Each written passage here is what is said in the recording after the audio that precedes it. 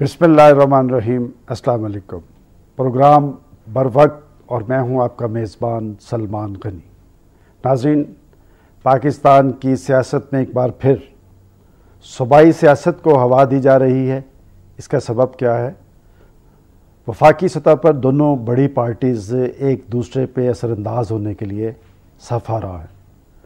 नाज़रीन, इसी वजह से सूबों की तकसीम का मसला भी बदतरीन सियासी अखाड़े में दाखिल हो रहा है। ये मसला शुरू कहाँ से हुआ? सूबा सरहद का नाम पख्तूनख्वा रखा गया तो हज़ारा के अवाम में शदीद रद्दअमल सामने आया और उन्होंने हज़ारा सूबा का मुतालबा कर दिया। उसके बाद जनूबी पंजाब से इस तरह की आवाज़ें उठी और हाल ही में पाकिस्तान के वज़ीर आज़म, जिनका तल्लुक़ जनूबी पंजाब से है, उन्होंने सराइकी सूबा की बात करके एक नई सूरत हाल पैदा कर दी। पीपल्स पार्टी का एक बहुत बड़ा क्रेडिट वफाक की सियासत की लंबरदार, उसने कभी लसानियत और इलाकाइयत की बात नहीं की। नाज़रीन, क्या वाक़तन पाकिस्तान में नए सूबों की ज़रूरत है और क्या सराइकी सूबा बनाना मकसूद है या पंजाब हुकूमत पे असरअंदाज होना? इन इशूज़ पे बातचीत के लिए हमारे साथ आज की इस नशिस्त में मौजूद हैं जनाब मोहम्मद अली दुरानी, साबिक़ वफाकी वज़ीर इत्तलात और पाकिस्तान के ऐवान बाला के रुकन हैं। उनके साथ मौजूद हैं जनाब मियाँ अता मोहम्मद मानेका, पंजाब असम्बली में यूनिफिकेशन ब्लॉक के रहनुमा। नाज़रीन, बातचीत का आगाज़ करेंगे जनाब मोहम्मद अली दुरानी साहब से। अस्सलाम वालेकुम दुरानी साहब। वालेकुम अस्सलाम। दुरानी साहब, नए सूबों की जो बात हो रही है और ख़ास तौर पे जो सराइकी सूबे की बात की जा रही है, क्या पाकिस्तान के हालात इस अमर का है कि जी ऐसी सूरत हाल में नए सूबों की बात की जाए और ख़ास तौर पे सराइकी सूबे की बात की जाए? बिस्मिल्लाहिर्रहमानिर्रहीम। ज़मान भाई, एक बात तो मैं थोड़ा सा ज़रा इसकी तारीखी करेक्शन कर दूं कि 18वीं तरमीम का जब अमल शुरू हुआ था उससे पहले मैंने इस बात को शुरू किया था कि बहावलपुर सूबे को बहाल होना चाहिए और नए सूबे बनाने का तरीक़ेकार तब्दील होना चाहिए।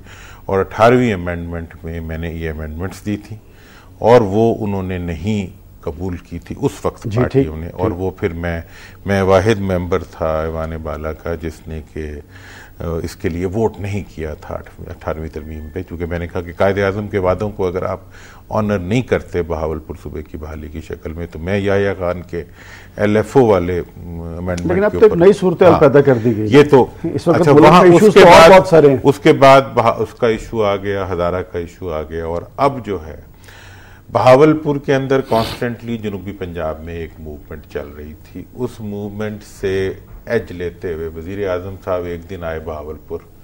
उन्होंने कहा जी बहावलपुर के अवाम चाहें तो हमें कोई एतराज़ नहीं है, बहावलपुर सूबा बन जाए।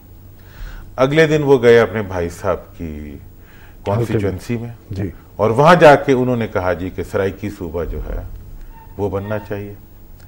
और उसके कोई 1.5-2 महीने बाद जो है मुल्तान के अंदर बैनर लगने शुरू हो गए कि जी सराइकी सूबे का वज़ीर आला कौन, उनके साहबजादे के बारे में। अच्छा जी। अच्छा। अब ये सिर्फ मुल्तान में लगने शुरू हुए ना? मुल्तान के चारों तरफ बिल बोर्ड्स लगे हुए हैं, वो तमाम ठेकेदार जो वहाँ सारा काम कर रहे हैं वही जो है वो बोर्ड भी लगा रहे हैं, सब कुछ हो रहा है ये चीज़ वहाँ। और साथ ही इन्होंने फिर लिसानी बेस के ऊपर सराइकी सूबे की बात करनी शुरू कर दी, और इनके जो साथ के लोग हैं उन्होंने भी। जनाब, बुनियादी बात यह है कि इस वक्त पाकिस्तान इस चीज़ का मुतहम्मिल नहीं हो सकता कि यहाँ पे आप लसानी बुनियादों के ऊपर सूबों की क़याम और तकसीम की बात करें।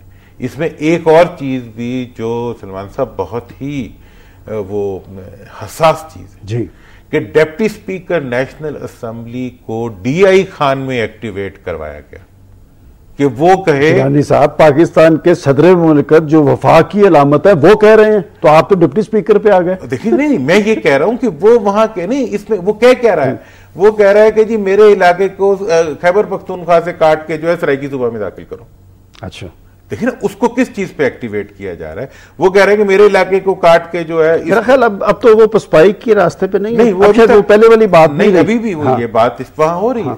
तो फिर मैंने कहा जी हम सिंध वालों को शुरू करा देंगे, फिर सिंध में भी यही कुछ होगा कि वहां भी फिर।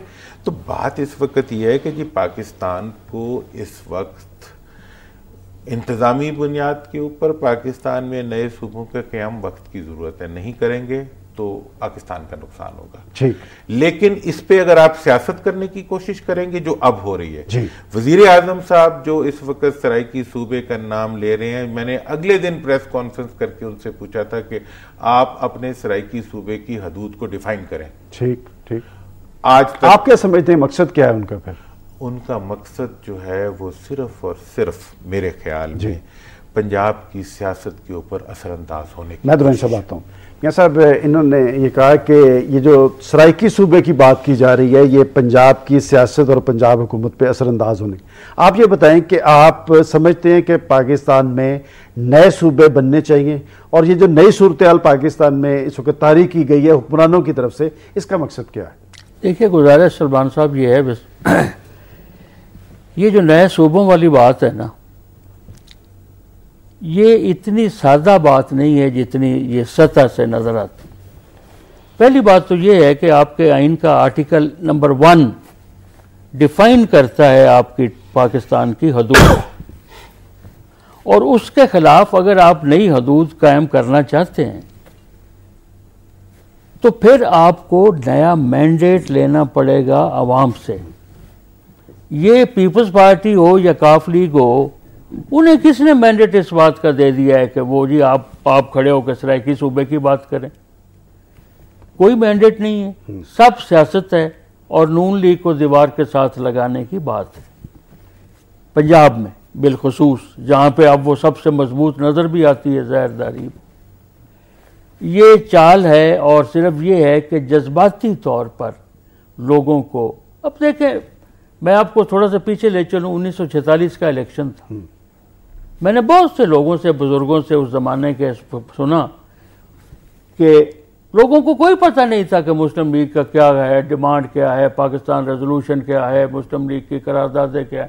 وہ کہتے تھے جی پاکستان کا مطلب کیا، لا الہ الا اللہ، اور مسلم ہے تو مسلم لیگ میں آ، مطلب نعرے کے پیچھے لوگ لگ گئے، اور جذباتی طور پر لگ گئے، اور مسلم لیگ کو انہوں نے بھر دیا ووٹوں سے۔ یہی حال 1970 میں ہوا تھا، بھٹو صاحب کا نعرہ تھا، روٹی کپڑا اور مکان۔ اب یہ تیسرا نعرہ ایجاد کر کے سامنے آ گئے ہیں لسانی بنیادوں پہ۔ میری گزارش یہ ہے کہ لسانی بنیادوں پہ، جیسے آپ نے پہلے حوالہ دیا تھا کہ خیبر پہلے کہا کہ جی پختونخوا، جب ایجیٹیشن ہوئی وہاں پہ کچھ ہزارے کے علاقے میں، اور میاں نواز شریف صاحب نے بھی اس کی مخالفت کی، تو ایک ٹانکا ساتھ لگا دیا خیبر کا، اس سے ہزارے والے مطمئن ہو گئے، کیونکہ خیبر بھی تو پختونخوا والے علاقے میں ہے، اس ٹانکے سے وہ لوگ تو مطمئن نہیں ہوئے۔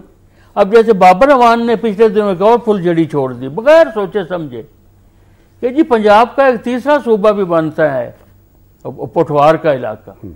تو میری گزارش یہ ہے کہ اس طرح کی جو بندر بانٹ ہے، اس کے 2 مقاصد ہیں۔ نمبر 1، جو شعوری طور پر یہاں بیٹھ کے یہ کھیل کھیل رہے ہیں، وہ تو سیاسی کھیل کھیل رہے ہیں، اور ان کا ٹارگٹ ہے مسلم لیگ نون۔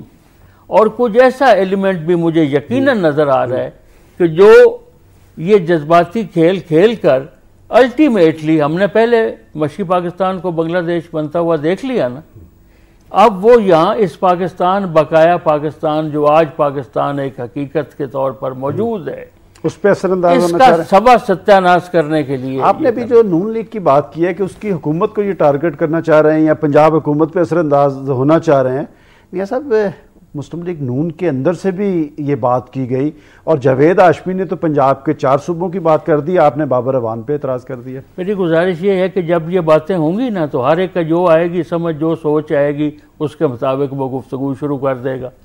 سوال یہ ہے کہ لسانی بنیادوں پر 4تھا صوبہ جاوید ہاشمی صاحب کہاں بنانا چاہتے ہیں؟ بہرحال ان کی تجویز ایک آئی ہے، نہیں کون سا میں نے تو اسی لیے کہا نا کہ نون کے اندر سے بھی لسانی بنیادوں پہ آپ اثر انداز ہونا چاہ رہے ہیں پنجاب حکومت پہ۔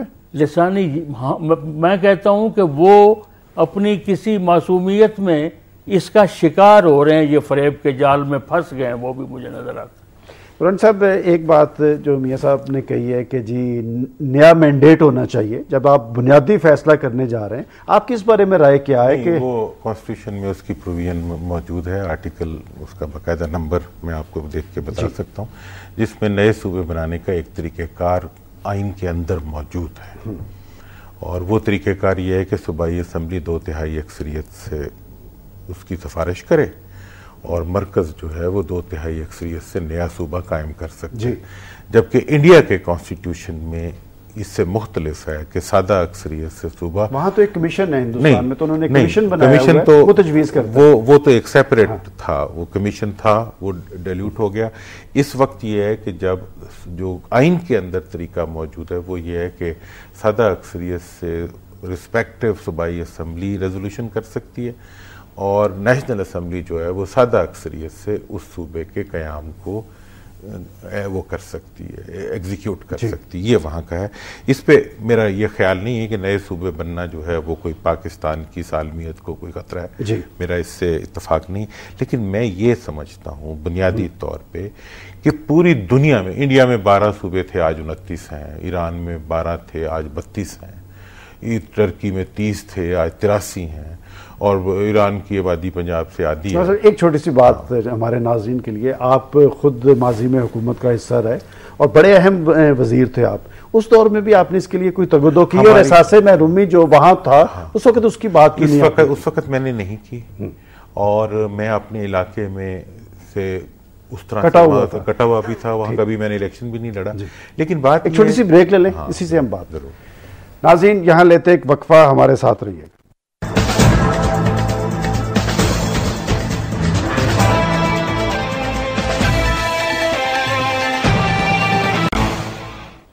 ویلکم بیک ناظرین۔ بریک پہ جانے سے پہلے بات ہو رہی تھی پاکستان میں نئے صوبوں کی تشکیل کی تجویز پر، اور بات کر رہے تھے محمد علی درانی جی۔ درانی صاحب، آپ بات کر رہے تھے کہ جب آپ حکومت میں تھے اس وقت آپ نے یہ بات نہیں، اور ہمارے زمانے میں ڈسٹرکٹ گورنمنٹس کا ایک فیصلہ آیا اور کہا گیا کہ جی ان کو بہت زیادہ امپاور کیا جائے گا، دیل بی لائک پروونسز، لیکن وہ نہ ہوا ایسا۔ جو ہی منتخب حکومتیں آئیں انہوں نے کلرک کی ٹرانسفر بھی اپنے ذمہ کر لی، تو وہ جو نتیجہ اب اس کا، اس وقت جب میں حالات کو دیکھتا ہوں تو میں یہ سمجھتا ہوں کہ پاکستان کے اندر نئے صوبے بننے چاہیے، لیکن جب تک بہاولپور صوبہ بحال نہیں ہوتا اس وقت تک کوئی نیا صوبہ قانونی طور پہ نہیں بن سکتا۔ مطلب آپ کا مسئلہ تو بحالی ہے؟ بحالی ہے ہمارا مسئلہ، نیا صوبہ نہیں ہے، صوبہ تھا، صوبے کو بحال ہونا چاہیے۔ قائد اعظم کا معاہدہ موجود ہے، سہروردی صاحب کا معاہدہ وجود ہے۔ ایک بات تھوڑا سا واضح کریں ہمارے ناظرین کو کہ سرائکی کی بات کیوں کی گئی؟ پرائم منسٹر سرائکی، آپ کو میں ایک اور اس کی تاریخی ہسٹری بتاؤں کہ سرائکی کا نام 1975 سے شروع ہوا۔ 70 میں جب الیکشن ہوئے تو بہاولپور میں بہاولپور صوبے کی تحریک چلی، بالکل، اور اس کے نتیجے میں پیپلز پارٹی کے لیے ایک جزیرہ بن گیا بہاولپور، جہاں پہ پیپلز پارٹی ہار گئی اور پورے پنجاب میں سویپ کر گئی۔ اس چیز کو دیکھتے ہوئے بہاولپور میں جو ہم بولتے تھے ریاستی ہوتی تھی، ملتان میں جو بولی جاتی تھی ملتانی ہوتی تھی، جو ڈیرہ اسماعیل خان میں بولے جاتی تھی وہ ڈیرہ والی ہوتی تھی۔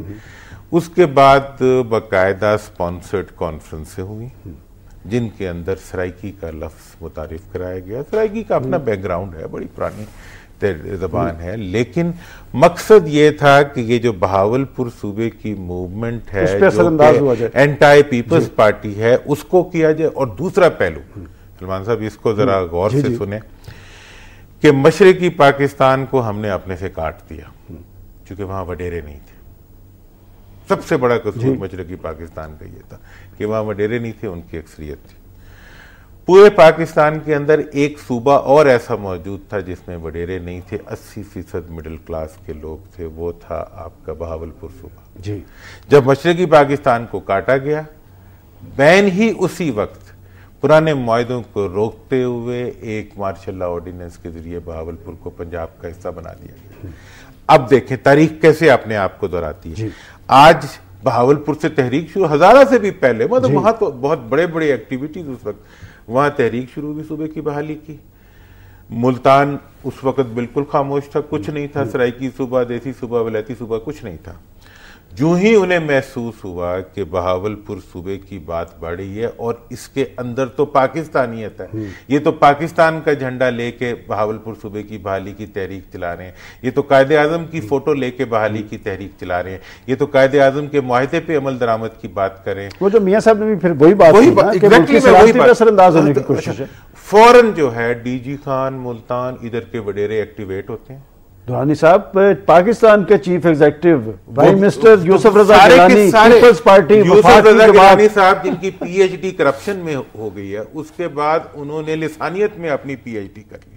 آپ اچھا میاں صاحب ایک اور بات جو نئے صوبوں کے حوالے سے کی جاتی ہے کہ اگر آپ کی منتخب حکومتیں عوام کو ڈیلیور کر رہی ہوتی تو یہ احساس محرومی نہ ہوتا، نئے صوبوں کی بات نہ ہوتی، اس پہ آپ کا کیا ویو ہے؟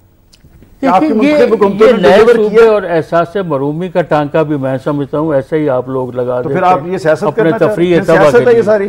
جی پھر یہ ساری سیاست ہے اور کیا ہے؟ تو پھر آپ میری گزارش سن لیں نا، احساس محرومی کا علاج اگر آپ صوبہ بنا دیں، ڈیرہ اسماعیل خان سے لے کر اور رحیم یار خان کو بھی اب وہ لے آئیں اپنے جال میں ان کی مرضی کے ان کی خواہشات کے خلاف، اور راجن پور تک اور سارا بنا دیں صوبہ، یہ سارے محرومی ختم ہو جائے گی۔ مسئلہ صرف یہ ہے کہ انتظامی لفظ جو استعمال کیا جا رہا ہے جی وہ ایسا لفظ ہے جو ہر ایک کو نظر آتا ہے، بھی بات تو ٹھیک ہے، لیکن اس کی آڑ میں بھی شکار سیاسی کھیلا جا رہا ہے۔ مطلب ہے کہ انتظامی، میری بات سن لیں، آپ ضرورت محسوس کرتے ہیں کیا نئے صوبوں کی؟ نئے صوبوں کی میں ضرورت بالکل نہیں محسوس کرتا، لیکن میں اس بات کی ضرورت محسوس ضرور کرتا ہوں، جیسے درانی صاحب نے فرمایا کہ مشرف کے وقت میں یہ وعدہ کیا تھا کہ ڈسٹرکٹ گورنمنٹس بنا رہے ہیں، ان کو تمام اختیارات جو عوام کو ضرورت ہے وہ منتقل ان کے اضلاع میں ہو جائیں گے، اور ان کے مسائل اور مصیبتیں اور بے حد جو دھکے کھانے پڑتے ہیں انہیں بورڈ آف ریونیو لاہور میں اور سول سیکریٹریٹ میں، وہ بچ جائیں گے۔ وہ نہیں ہوا۔ اگر آپ آج یہ نئے صوبے انتظامی لحاظ سے ایک وقت آنا ہے جب ضروری ہو جانے ہیں، تو پھر ایک کام تو آپ کریں نا، ڈسٹرکٹ گورنمنٹ سسٹم بنا دیں۔ میری بات سن لیں نا، وہ بھی کمشنری بنا رہے ہیں۔ پہلے تو گورنمنٹ یہ سسٹم بنائے نا کہ اختیارات کی منتقلی لاہور سے میکسیمم ہو جائے علاقوں تک۔ تو یہ میاں عطا مانیکا صاحب کہتے کیوں نہیں اپنے دوستوں کو؟ کون دوست؟ آپ کے جو جن کے آپ اتحادی ہیں، جن کے آپ نے حکومت کو کھڑا کرنے میں بنیادی رول ادا کیا تھا۔ آپ نے پچھلے دنوں میرا ایک بیان اپنی اخبار میں شاید نہیں دیکھا، جس میں میں نے تھوڑا سا تبصرہ کیا تھا مسلم لیگ کا الیکشن کے موقع پہ جو تقاریر ہوئی تھی، اس میں خادم اعلیٰ پنجاب نے کہا تھا کہ میں تو نہ تینوں میں نہ تیرہ میں تو خادم اعلیٰ ہوں۔ تو میں نے کہا تھا کہ انہوں نے شاید ضرورت سے زیادہ کثر نفسی سے کام لیتے ہوئے یا جوش خطابت میں یہ فرما دیا ہے، ورنہ خادم اعلیٰ پنجاب ہے وہ تین بھی وہ ہیں، تیرہ بھی وہ ہیں۔ یہ تین میں نہ تیرہ میں تو ہم لوگ ہیں، ایک طرف ہم جانا نہیں چاہتے، دوسرے طرف والے ہمیں بلاتے نہیں ہیں۔ میں سب صحیح بتائیں، دیکھیں تھوڑا سی رہنمائی ہمارے ناظرین کی کریں کہ جو مینڈیٹ پاکستان کی سیاسی جماعتوں کو عوام نے دیا تھا اس میں کوئی پیش رفت ہوئی، کوئی ان کا مسئلہ آپ نے حل کیا سیاسی جماعتوں نے؟ سیاسی جماعتوں کی مکمل ناکامی ہے عوام کے مسائل کے حل کرنے میں، اور یہ جو آج کل میں دیکھ رہا ہوں اخباروں میں پڑھ رہا تھا کل ہی پرسوں کہ جی ایک حوالے سے مسلم لیگ نون کے حوالے سے تھا کہ جی مسلم لیگ نون والے کہتے ہیں کہ ہمیں نہ عمران خان نہ مسلم لیگ کاف ہمارے جو ووٹ بینک ہے اس میں کوئی ڈینٹ نہیں ڈال سکیں گی۔ تو میں حیران ہو رہا تھا کہ کتنے یہ خوش فہم لوگ ہیں، اور اب تو مجھے نظر آتا ہے کہ یہ خود فریبی میں بھی مبتلا ہو گئے ہیں۔ انہیں اندازہ ہی نہیں ہے کہ گراؤنڈ لیول پہ کیا صورتحال ہے۔ میں آپ کو تھوڑے دن پیچھے لے چلتا ہوں، لاہور میں ایک ضمنی الیکشن ہوا تھا، جی ملک پرویز صاحب مسلم لیگ نون کے ایم این اے کے کینڈیڈیٹ تھے۔ انہوں نے جتنے ووٹ اس لاہور سے جو مسلم لیگ نون کا گڑھ ہے، جی انہوں نے جتنے ووٹ لیے انہی کے لیے لمحہ فکریہ۔ میرے خیال ہم اپنے اصل ٹاپک کی طرف آتے ہیں۔ درانی صاحب جو سوال میں نے میاں صاحب سے کیا تھا کہ ان منتخب حکومتوں کو عوام نے مینڈیٹ دیا تھا گورننس کا، مہنگائی، بے روزگاری، غربت، دہشت گردی کے سدباب کا، ان ایشوز پہ تو توجہ نہیں ہے، لیکن یہ نئے صوبوں کی بات کر کے کیا یہ وہی حکمت عملی تو نہیں کہ نان ایشوز کو ایشوز اور ایشوز کو نان ایشوز بنا کر وقت گزاری کی جائے؟ دیکھیں جناب، جہاں تک حکومتوں کا تعلق ہے، صوبائی اور مرکزی دونوں کا۔ میرا تو یہ خیال ہے کہ اس وقت پاکستان کے اندر کسی قسم کی حکومت ایگزسٹ ہی نہیں کرتی جی، اور آج منتخب حکومتوں کی جو کارکردگی ہے وہ آمریتوں کے مقابلے میں عوام کے سامنے ایک سوالیہ نشان بنی ہوئی ہے۔ یہ بھی ایک میں حقیقت۔ اب آ جائیں آپ صوبوں کی طرف۔ صوبوں کی بات بھی حکومت کی نااہلی کے پیچھے سے نکل رہی ہے۔ جی، آپ جناب پی ایف سی ایوارڈ اٹھا لیں پنجاب کا اس سال کا، ایک بریک لے لیں اور اسی پہ ہم بات چلیں۔ یہ ذرا جو کہ یہ پوائنٹ بہت وہ ناظرین یہاں لیتے ایک بریک، ہمارے ساتھ رہیے۔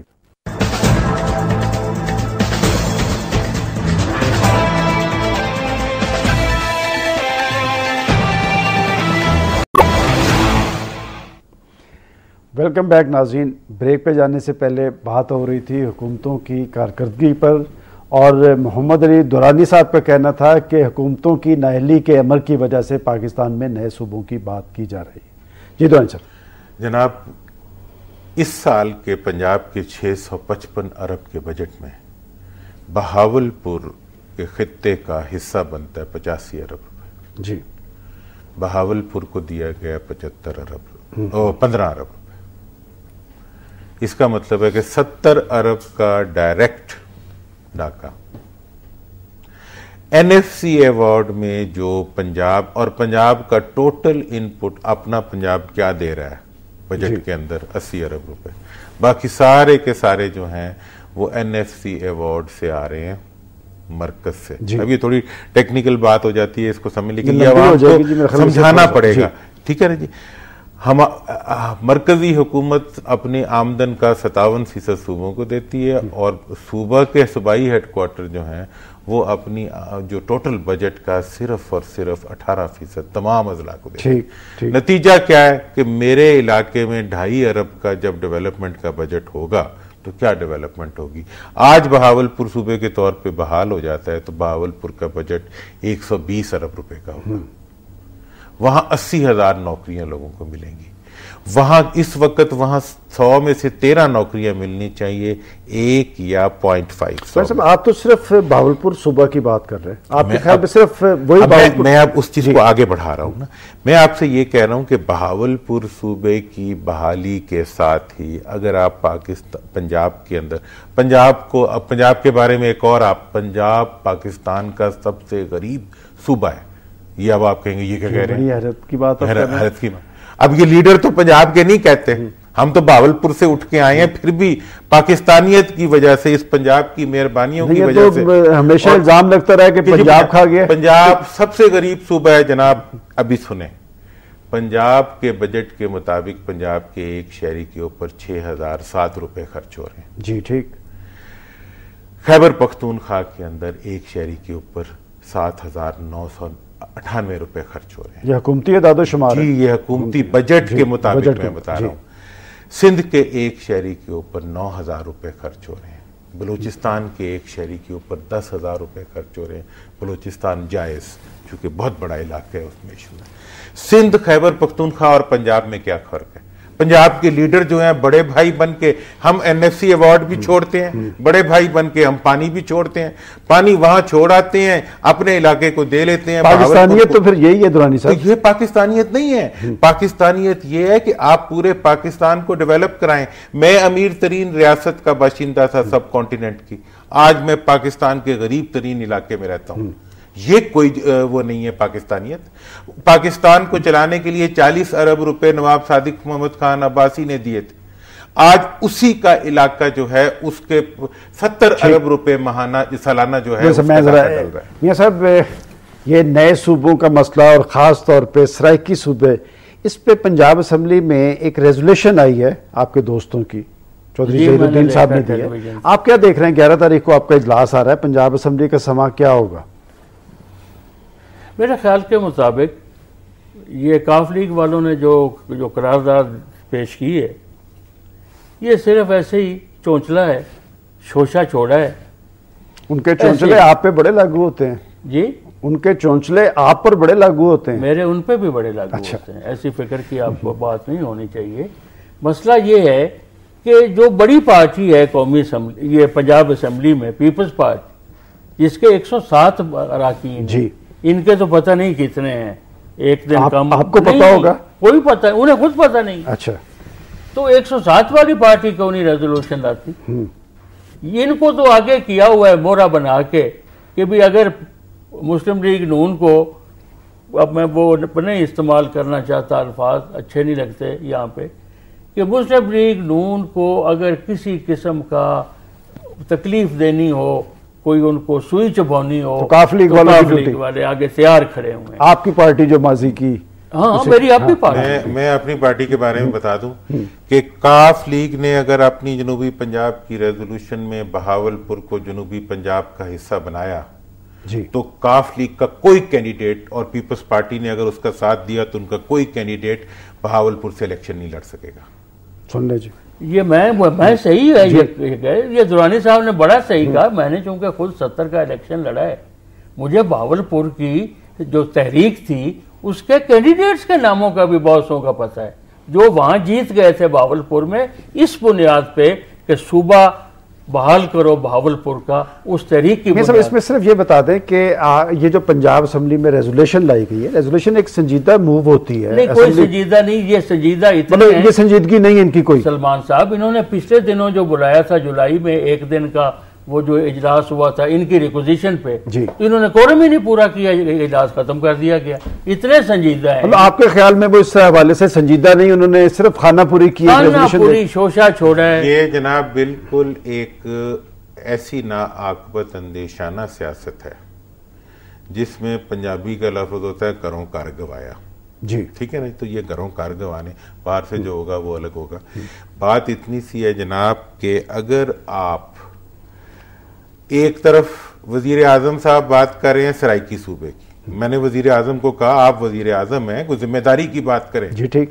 وزیر اعظم کا یہ حق نہیں ہوتا کہ وہ جو منہ میں آئے بول دے، اور وزیر اعظم کے انہی بیانات کے نتیجے میں کراچی میں جو ہے فسادات شروع ہوئے، اور وہاں پہ بھی جو ہے دیواروں پہ اس کا ذمہ دار وزیر اعظم کا یہ غیر ذمہ دارانہ رویہ ہے جو انہوں نے پاکستان کے وزیر اعظم ہونے کے باوجود. اور میں نے صدر زرداری صاحب سے یہ درخواست کی تھی کہ بینگ پریزیڈنٹ وہ پرائم منسٹر کی اس غیر ذمہ داری کا نوٹس لے. لیکن دراصل صاحب میرا بھی ایک سوال ہے، آپ نے صدر صاحب کی بات کی ہے. دوسرا جہاں تک سوال ہے، ایک منٹ میں بات کرتا ہوں. وہاں وہ کہہ رہے ہیں سرائکی صوبہ، یہاں یہ کہہ رہے ہیں جنوبی پنجاب. جی، نہ وہ ڈیفائن کر رہا ہے کہ ٹیریٹریز کیا ہے، نہ یہ ٹیریٹریز کو ڈیفائن کر رہے ہیں. لیکن اس کا مطلب ڈرامہ کر رہے ہیں. ٹھیک ہے دراصل آپ نے بھی صدر صاحب کی بات کی کہ آپ نے ان سے مطالبہ کیا ہے، کیا صدر مملکت جو وفاق کی علامت ہے انہیں اس طرح کی کسی موو کا میں فریق بننا چاہیے؟ انہیں دیکھیں جی، فریق تو وزیر اعظم کو نہیں بننا چاہیے، کو جا کے پریزیڈنٹ بنے. اور اس سارے سین کا میں ان کو بہت ہی سیریسلی یہ بات کہہ رہا ہوں کہ میں نے جو بات شروع کی تھی وہ بہاولپور صوبے کی بحالی کی تھی. نئے صوبوں کے قیام کے لیے میں نے کہا تھا کہ اس کے لیے نیشنل کنسنسس پیدا ہونا چاہیے. نیشنل کنسنسس کے لیے آپ کو پارلیمنٹ کی کمیٹی بنانی چاہیے جو نئے صوبوں کے قیام کے اوپر غور کرنے کے بعد اپنی پرپوزلز دے اور اس کے مطابق پھر نئے صوبے بننے کا عمل شروع. میاں صاحب یہ جو کچھ کیا جا رہا ہے، آپ بھی یہ کہہ رہے ہیں کہ یہ غیر سنجیدگی کا مظاہرہ ہے، پنجاب حکومت پہ اثر انداز ہونے کی کوشش ہے، کیا یہ سب کچھ جو ہے یہ نئے انتخابات کی تیاری تو نہیں ہے؟ یہی تو آپ کو عرض کر رہا ہوں، اگلے الیکشن کو ملحوظ رکھ کے سامنے رکھ کر سارا یہ ٹوپی ڈرامہ کیا جا رہا ہے. اگر اگلے الیکشن جہاں تک درانی صاحب کی بات کا تعلق ہے بہاولپور کے بارے میں، بہاولپور کے صوبے کی حیثیت کو بحال کرنا جو ہے اس میں نہ لسانیت ہے، نہ اس میں انتظامی امور کا ملدخل ہے، صرف ان معاہدات کا ذکر ہے جو وقتاً فوقتاً حضرت قائد اعظم سے لے کر پاکستان کے مختلف اکابرین نے ریاست بہاولپور سے کی ہے. صاحب ایک اور بات، کچھ ایسی رپورٹس بھی اخبار میڈیا کے ذریعے آئیں کہ کچھ بیرونی ادارے، مالیاتی ادارے پاکستان میں گورننس کو یقینی بنانے کے لیے نئے صوبوں کی انہوں نے تجویز دی ہے اور اس کے لیے اس کمپین کے لیے انہوں نے فنڈز بھی رکھے ہیں. کیا یہ بات درست ہے؟ دیکھیں جناب، نئے صوبے بننا اور نئے صوبوں کے لیے غیر ملکی، اللہ کرے کہ کوئی غیر ملکی پاکستان کی، ابھی تک تو ڈرون ہی غیر ملکوں سے ہمیں ملتے رہے ہیں، اب کوئی اور ڈرون نہ ہو تو ڈرونوں کا تو ان کے علاوہ وہاں سے کوئی خیر نہ رکھے، نہ کوئی آپ کے دور کا تو نہ وہی لیکن چلا آ رہا ہے ابھی ماشاءاللہ. لیکن ایک بات میں آپ نے الیکشن کی بات کی، جس وہ کہتے ہیں نا ہوئے تم دوست جس کے دشمن اس کا آسماں کیوں. گیلانی صاحب نے سرائکی صوبے کا یہ کٹا کھول کے انہوں نے پیپلز پارٹی کے لیے پنجاب میں شکست کے دروازے کھول دیے. بہاولپور میں 100% شکست ملے گی اگر گیلانی فارمولے پہ عمل کیا گیا. میلسی، وہاڑی اور جو ملتان، ڈی جی خان، یہاں کے وہ تمام لوگ جو نان سرائکیز ہیں وہ یہ سمجھیں گے کہ ان کے خلاف یہ اقدام اٹھایا جا رہا ہے، اور باقی پورے پنجاب کو بھی یہ میسج ملے گا. ہاں ناظرین یہاں لیتے ہیں ایک بریک، ہمارے ساتھ رہیے.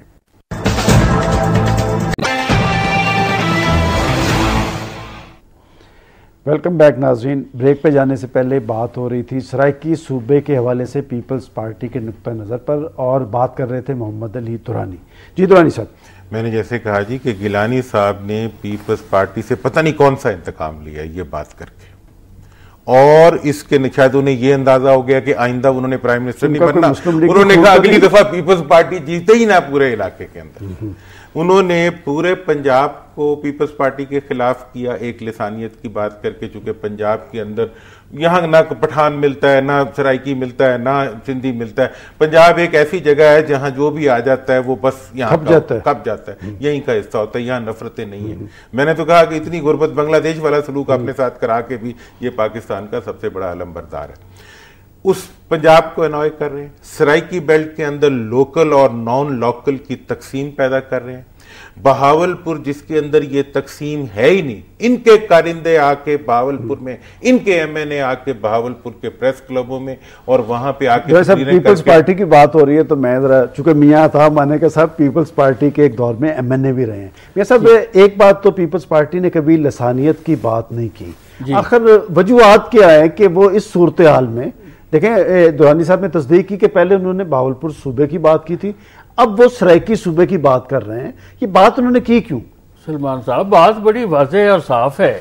جس زمانے کا ذکر آپ کر رہے ہیں کہ میں بھی ایم این اے تھا پیپلز پارٹی کے پہلے دور حکومت میں، جی وہ پیپلز پارٹی تھی شہید ذوالفقار علی بھٹو اور اب محترمہ شہید بے نظیر بھٹو کی. وہ تو بے نظیر بھٹو شہید کے ساتھ ہی دفن ہو گئی. میں نے ایک دفعہ پہلے بھی کہا تھا کہ اب جو پیپلز پارٹی اب موجود ہے یہ شہیدوں کی جماعت نہیں، یہ شہیدوں کے مجاوروں کی جماعت ہے، اور ان کی سیاست اور ان کی سیاست میں زمین آسمان کا فرق ہے. ان کی وہ شہیدوں کی جو سیاست تھی وہ پرو پاکستان تھی، اس میں کوئی لسانیت، کوئی کسی قسم کا ایسی چیز کا شائبہ تک. تو آپ کے خیال میں انہیں نہیں پتا کہ اس کے اثرات جو ہیں وہ ان کے حق میں نہیں ہوں گے؟ تو حق کون سے حق میں؟ مستقبل کا حق آپ سمجھ رہے ہیں. مستقبل ان کو پتہ ہے ان کا نہیں ہے. وہ سیاستدان تو ہیں نا، انہوں نے رہنا ہی نہیں ہے یہاں پہ. سیاستدان ایسے ہی ہیں. آپ یوسف رضا گیلانی صاحب کی بات کر رہے ہیں، وہ تو یہاں پر یوسف رضا گیلانی نے پھر یہاں تو اگر وہ رہتے وزیر اعظم بننے سے پہلے آپ کو پتہ ہے نا کہ جب وہ جیل میں تھے تو ان کے بچوں کی اور گھر کے یوٹیلیٹی بلز کے لیے بھی پیسے نہیں ہوتے تھے.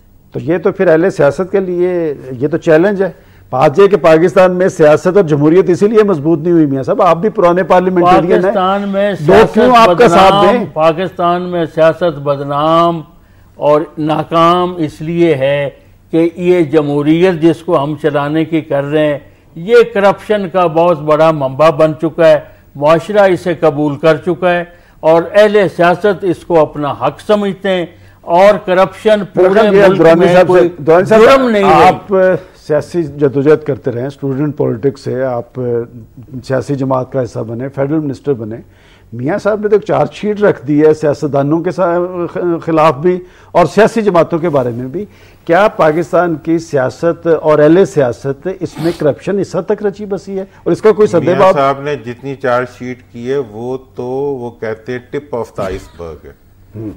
عوام کی چارج شیٹ اگر آپ سنیں تو عوام کا تو دل کرتا ہے کہ ان کو زندہ جلا دیں. تو پھر کون سی جمہوریت ہے؟ یہ کوئی جمہوریت نہیں ہے، یہ صرف فسطائیت ہے، یہ پیٹ کی جمہوریت ہے، یہ مفادات کی جمہوریت ہے، یہ ذاتی اختیارات کی جمہوریت ہے. مشرف کی جمہوریت کیسی تھی دورانی صاحب یہ بتائیں؟ مشرف صاحب کی جمہوریت جو تھی جتنے کرپٹ لوگ تھے سارے آپ کے ساتھ آئے, آپ کی کیبنٹ کے ممبر تھے. منتخب ہونے کے بعد ان سب کو ختم ہو جانا چاہیے تھا. اللہ یہ بھی مانے, آج پھر اعتراف کریں نا, یہ جتنے کرپٹ تھے سارے مشرف صاحب کی گورنمنٹ میں شامل تھے. میں آپ کو وہ کرپٹ آج دیکھیں, آج وہی کر رہے ہیں, آج وہ کرپٹ آج وزیر نہیں ہے. دیکھیں یہ آپ اعتراف کریں کہ آپ کے ساتھی تھے, وہ آپ کی لیڈرشپ بھی اس پہ بھی چارجز تھے. میں دیکھیں جناب, میں تو اپنے اوپر چارج لگا رہا ہوں, آپ لیڈرشپ کی بات کریں.